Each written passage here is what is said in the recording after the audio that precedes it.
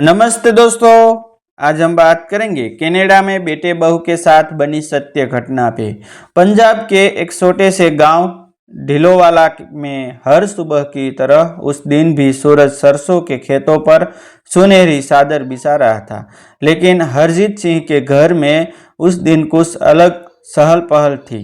घर के आंगन में सूटकेस खुले पड़े थे, कपड़े तह करके रखे जा रहे थे और दीवार पर टंगी गुरु साहिबी की तस्वीर के सामने अगरबत्ती की खुशबू फैल रही थी। हरजीत का बेटा अमनदीप और उसकी नई नई शादी हुई पत्नी सिमरन आज कनाडा के लिए रवाना होने वाले थे। गांव में पिछले कई महीनों से यही चर्चा थी कि हरजीत दा मुंडा कनाडा जा रहा था। लोग की नज़रों में यह सिर्फ विदेश जाना नहीं था, बल्कि एक सपना था, अच्छी जिंदगी का, पैसा का, इज्जत का। अमनदीप बचपन से ही मेहनती था, लेकिन पढ़ाई में औसत। उसने कई छोटे मोटे काम किए, पर मन हमेशा कहीं दूर भागता था। उन वीडियो में जहां बड़े बड़े शहर, साफ सड़क और महंगी गाड़ियां दिखती थी, सिमरन भी उसी सपने का हिस्सा बन गई थी। शादी के बाद उसने भी यही सोचा, अब जिंदगी बदल जाएगी। दोनों के दिल में उम्मीदों का समंदर था। एजेंट ने उन्हें भरोसा दिलाया था, बस कुछ महीनों की बात है, फिर प्यार मिल जाएगी, जिंदगी सेट हो जाएगी। हरजीत ने अपनी सारी जमा पूंजी, यहाँ तक कि कुछ जमीन भी बेच दी थी, ताकि बेटे का सपना पूरा हो सके। जाते वक्त उसकी आंखों में गर्व था, लेकिन कहीं न कहीं एक डर भी। क्या मेरा बच्चा सच में खुश रहेगा?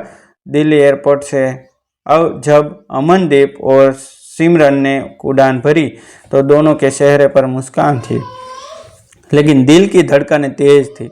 जैसे जैसे प्लेन बादलों के बीच आगे बढ़ रहा था, वैसे वैसे उनका सपना भी ऊंचाई छू रहा था। कनाडा पहुंचते ही ठंडी हवा ने उनका स्वागत किया, लेकिन वो ठंड उन्हें अच्छी लगी। नई जिंदगी की शुरुआत जो थी, शुरुआती दिन किसी फिल्म की तरह लगे। अच्छी इमारतें, साफ सड़कें और हर तरफ अलग अलग देशों के लोग। लेकिन कुछ ही दिनों में सच्चाई सामने आने लगी। एजेंट ने जो वादे किए थे, वो धीरे धीरे झूठ साबित होने लगे। अमनदीप को जो नौकरी मिलने की बात कही गई थी, वो मिली ही नहीं। जो काम मिला वो था एक रेस्टोरेंट के पीछे बर्तन धोने का। बार बार घंटे की शिफ्ट, कम से पैसे और कई सुरक्षा नहीं। सिमरन ने भी एक किराना स्टोर में काम शुरू किया, लेकिन वहाँ भी हालत आसान नहीं थी। भाषा की दिक्कत, अलग माहौल और लोगों का व्यवहार, सब कुछ नया और कठिन था। दोनों ने सोचा था कि कुछ महीनों की मेहनत के बाद सब ठीक हो जाएगा, लेकिन हर दिन एक नई चुनौती लेकर आता। सबसे बड़ा झटका तब लगा जब उन्हें पता चला कि उनके कागज पूरे नहीं है। एजेंट ने कुछ जरूरी दस्तावेज अधूरे छोड़ दिए थे। अब वे न तो सही तरीके से काम कर सकते थे, न ही सरकार से कोई मदद ले सकते थे। हर दिन डर के साए में गुजरता, अगर पकड़े गए तो। लेकिन फिर भी वे खुद को समझते, बस थोड़ा और ये सह ले, सब ठीक हो जाएगा। हरजीत सिंह हर हफ्ते फ़ोन करता, पुत्र सब ठीक है ना? और हर बार अमनदीप एक ही जवाब देता, हाँ पापा, सब बढ़िया है। वह अपने पिता को सच नहीं बताना चाहता था, क्योंकि वह जानता था कि उस आदमी ने उसके लिए सब कुछ दांव पर लगा दिया है। सिमरन भी अपनी माँ से यही कहती कि मैं बहुत खुश हूँ, लेकिन फ़ोन कटने के बाद दोनों की आंखों नम हो जाती। एक रात जब बाहर बर्फ गिर रही थी और कमरे में हीटर भी ठीक से काम नहीं कर रहा था, सिमरन ने धीमी आवाज़ में कहा, अमन, क्या हमने गलत फैसला लिया? अमनदीप कुछ देर चुप रहा, फिर बोला, नहीं सिमरन, बस वक्त खराब है, सब ठीक हो जाएगा। लेकिन उसके शब्द में वो भरोसा नहीं था जो पहले हुआ करता था। दिन बीतते गए और मुश्किलें बढ़ती गई। एक दिन अचानक रेस्टोरेंट पर छापा पड़ा। इमिग्रेशन अधिकारी अंदर आए और सभी कर्मचारियों के कागज चेक करने लगे। अमनदीप का दिल जोर जोर से धड़कने लगा, उसके हाथ कांप रहे थे। उसे पता था कि आज अगर सच सामने आ गया तो सब खत्म हो जाएगा। तुम्हारे डॉक्यूमेंट्स दिखाओ, एक अधिकारी ने सख्त आवाज में कहा। अमनदीप ने जो कागज दिए उन्हें देखते ही अधिकारी का चेहरा बदल गया। ये पूरे नहीं है, तुम यहाँ अवैध तरीके से काम कर रहे हो। उसने कहा। उस पल जैसे अमनदीप के पैरों तले जमीन सिर्फ खिसक गई। उसकी आंखों से सामने अंधेरा सा गया। सिमरन को जब ये खबर मिली तो वह दौड़ी दौड़ी वहां पहुंची, लेकिन तब तक बहुत देर हो चुकी थी। दोनों को हिरासत में ले लिया गया। हिरासत केंद्र की ठंडी दीवारों के बीच बैठे हुए अमनदीप और सिमरन एक दूसरे का हाथ पकड़े हुए थे। उनकी आंखों में वही सवाल था, अब क्या होगा। सपनों का शहर अब उन्हें किसी जेल जैसा लग रहा था। कुछ दिनों के पूछपरछ के बाद फैसला आया। डिपोर्टेशन ये शब्द सुनते ही दोनों के दिल टूट गए। जिस देश में वे अपने सपनों को पूरा करने आए थे, वही देश अब उन्हें वापस भेज रहा था, बिना किसी उपलब्धि के, बिना किसी सफलता के, सिर्फ एक असफल कहानी बनकर। जब फ्लाइट में बैठकर वे भारत लौट रहे थे तो इस बार उनके चेहरे पर कोई मुस्कान नहीं थी। आंखों में आंसू थे और दिल में एक भारी बोझ, अपने परिवार का, अपने सपनों का और उस सच का जिसे अब वे छुपा नहीं सकते थे। गांव में जब खबर पहुंची कि अमनदीप और सिमरन वापस आ रहे हैं, वो भी डिपोर्ट होकर, तो लोग की बातें बदल गई। जो पहले तारीफ करते थे अब फुसफुसा रहे थे। देखा, सब हवाई था। हरजीत सिंह दरवाजे पर खड़ा था। जब उसका बेटा वापस आया, उसने कुछ नहीं पूछा, बस उसे गले लगा दिया। उस एक गले में न कोई सवाल था, न कोई शिकायत, बस एक पिता का प्यार था। अमनदीप की आंखों में से आंसू बहने लगे। उसने पहली बार महसूस किया कि असली सुकून कहाँ है। गांव लौटने के बाद अमनदीप और सिमरन के लिए सबसे मुश्किल चीज गरीबी नहीं थी, बल्कि लोगों की नजरें थी। हर गली, हर मोड़, फुसफुसाहटें उनका पीछा करती थी।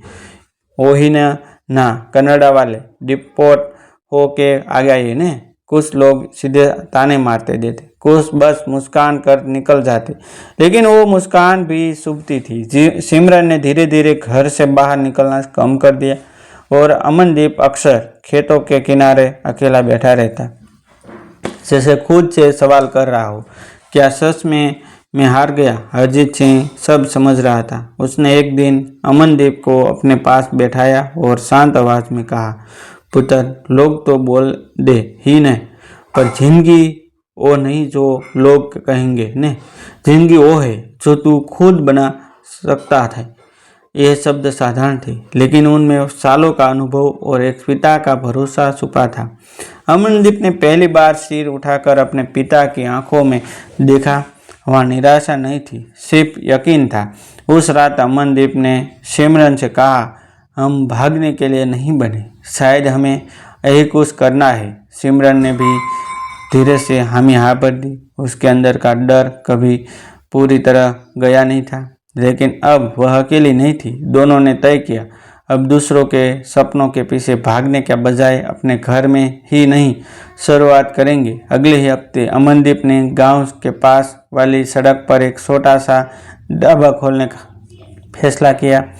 पैसे ज़्यादा नहीं थे, लेकिन हरजीत ने फिर से उसका साथ दिया। पुराने टीन के शेड, कुछ लकड़ी की बेचें और सिमरन के हाथ का स्वाद, बस यही उनकी पूंजी थी। शुरू में लोग सिर्फ जिज्ञासा से जाते, देखिए कनाडा से आए हुए क्या बेच रहे, लेकिन जैसे ही उन्होंने खाना चखा, बात बदलने लगी। सिमरन के हाथ की दाल और पराठों में वो स्वाद था जो सीधे दिल तक पहुंचता था। अमनदीप हर ग्राहक को मुस्कुराकर सर्व करता, चाहे वह कुछ खरीदे या सिर्फ देखने आए। धीरे धीरे ढाबा चलने लगा। जो लोग पहले ताने मारते थे, अब वही लोग कहते, यार खाना वाकई में संगा बनाने है। एक दिन वही गांव का आदमी जो पहले सबसे ज्यादा बातें करता था, ढाबे पर आया और बोला, अमन, गलती हर किसी से हो जाती है, पर हर कोई वापस खड़ा नहीं हो पाता। ये सुनकर अमनदीप के चेहरे पर हल्की सी मुस्कान आई। उसने पहली बार महसूस किया कि वह सच में आगे बढ़ रहा है। समय के साथ ढाबा एक छोटी सी पहचान बन गया। सड़क से गुजरने वाले ट्रक ड्राइवर, आसपास के गांव के लोग सब वहां रुकने लगे। सिमरन अब पहले जैसी चुप नहीं थी। वह ग्राहकों से बात करती, हंसती और अपने काम में गर्व महसूस करती। उसके अंदर का डर धीरे धीरे आत्मविश्वास में बदल रहा था। एक शाम जब ढाबा बंद करने का समय था, अमनदीप ने आसमान की तरफ देखा। वही आसमान जिसके नीचे उसने कभी कनाडा के सपने देखे थे। उसने गहरी सांस ली और कहा, शायद हमें वहाँ नहीं जाना था, हमें यही कुछ बनना था। सिमरन ने मुस्कुराते हुए कहा, हाँ, और इस बार हम किसी एजेंट के भरोसे नहीं है, सिर्फ अपनी मेहनत पर है। हरजीत सिंह दूर खड़ा यह सब देख रहा था। उसके चेहरे पर संतोष था। उसने अपने बेटे को टूटते भी देखा था और अब संभालते भी देख रहा था। उसके लिए यही सबसे बड़ी जीत थी। कुछ महीनों बाद अमनदीप ने ढाबे के बाहर एक छोटा सा बोर्ड लगवाया, नव सफर ढाबा। यह सिर्फ एक नाम नहीं था, बल्कि उनकी जिंदगी की कहानी थी। एक नया सफ़र जो दर्द से शुरू हुआ लेकिन उम्मीद पर ख़त्म नहीं हुआ, बल्कि आगे बढ़ता गया। अब जब कोई उनसे कनाडा के बारे में पूछता तो अमनदीप सिर्फ इतना कहता कि अपने सपने देखो, जरूर देखो, पर आंखें बंद करके नहीं, और अगर गिर जाओ तो वापस उठने की हिम्मत रखना, क्योंकि असली जीत वही है शुरू होती है। कहानी का अंत यहाँ नहीं बल्कि एक सीख के साथ होता है। परदेश का सपना गलत नहीं, लेकिन हर सपना हर किसी के लिए नहीं होता, और कभी कभी जो हम दूर जाकर ढूंढते हैं वो हमारे सपने घर के पास ही मिल जाता है। अमनदीप और सिमरन के आखिरकार ये समझ लिया था कि सफलता जगह से नहीं, हिम्मत से तय होती है। डिस्क्लेमर, यह कहानी वास्तविक घटना से प्रेरित है, लेकिन पात्रों के नाम, स्थान और कुछ प्रसंगों को गोपनीयता एवं प्रस्तुति के लिए बदला गया है। इसका उद्देश्य केवल प्रेरणा देना है, किसी व्यक्ति या घटना को ठेस पहुंचाना नहीं। थैंक यू दोस्तों, मिलते हैं एक नई वीडियो के साथ, एक नई स्टोरी के साथ। तब तक बनी रही हमारी चैनल के साथ। Thank you.